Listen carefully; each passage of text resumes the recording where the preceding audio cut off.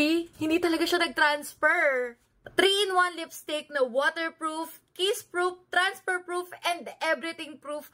Mare, dito lang yan kay JMCY Double End Lip Glaze Lipstick. And girl, sinasabi ko sa inyo, sobrang ganda ng product na to. On this side, nandito yung kanyang matte liquid lipstick, and on the other side naman, yung lip gloss. This is NR02, and tignan nyo naman kung gaano siya kaganda.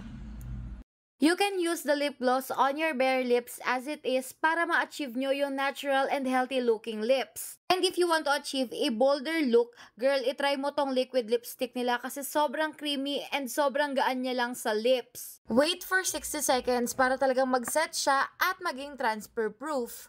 And if you want to achieve a juicy pouty lips, patungan mo siya ng lip gloss.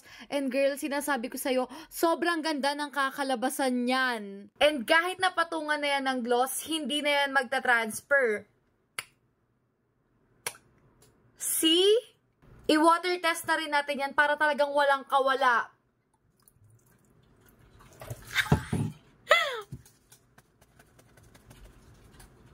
See? Hindi talaga siya nag-transfer.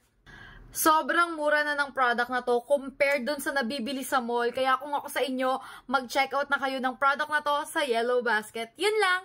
Bye!